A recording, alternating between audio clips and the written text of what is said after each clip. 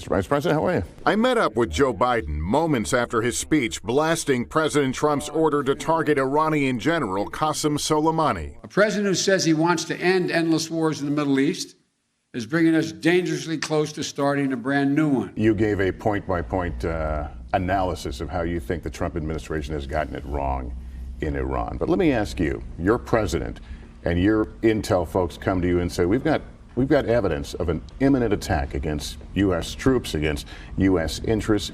Would Soleimani even be on your list of responses? Well, it depends on whether or not he was the essential part of the reason the attack was going to take place. I think, look, any president is, having sat in the Situation Room for over 1,000 hours, going through a whole range of things the last 8 years. The question is, what's the second and third iteration of the first attack you make? Are you going to be better off or worse off? And so we don't know, at least I don't know, what concrete evidence they had about imminent attacks. Do you give this president, a benefit of the doubt when he says there was intelligence of an imminent attack? I don't give him the benefit of the doubt of anything. You don't believe him? He's not been, well, he could be true, but I don't give him the benefit of the doubt because he's lied so much about virtually everything. You're positioning yourself as the candidate with the most foreign policy experience, but with that comes a history to review. You voted in favor of the Iraq War. You've split hairs a little bit on the notion of the raid in bin Laden, but you had said that you were against it, recommended against it. I said we owe the man a direct answer.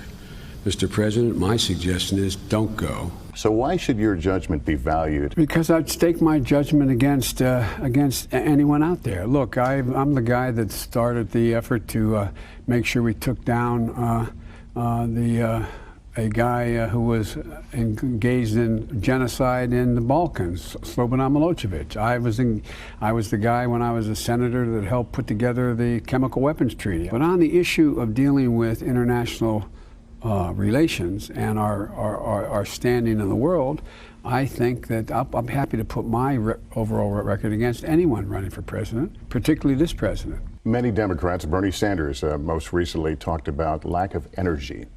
The need that for Democrats to prevail, there's going to have to be energy and excitement around a candidate, and that your stance on policies does not allow you to be that person. How do you respond to that? Well, I just think, Bernie, I'll see you at the caucus. I'll see you in New Hampshire. I'll see you in the primaries. I mean, let the voters decide that. All I know is out on the stump, things are feeling really good.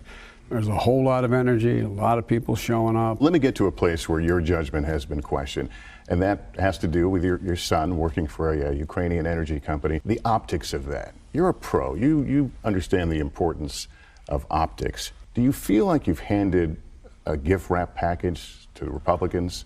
Not at all. And a talking point? No, look. Every major Republican who testified under oath from this administration said Biden was a man of integrity. What I'm asking about, not how you did your job or whether you did anything wrong, it's the optics. My son has spoken to it. He said he wished he had not done that. No one's questioned he did anything wrong either. Do you wish you had a redo? No, I don't wish I had. Look, no matter who the nominee is, do you think this president's not going to lie about them? Only thing I've noticed is the more he's attacked me, the more I've gone up in the polls. And by the way, I've released 21 years of my tax returns.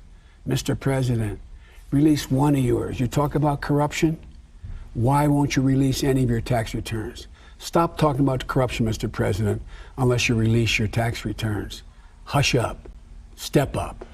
Hey, NBC News fans, thanks for checking out our YouTube channel. Subscribe by clicking on that button down here, and click on any of the videos over here to watch the latest interviews, show highlights, and digital exclusives. Thanks for watching.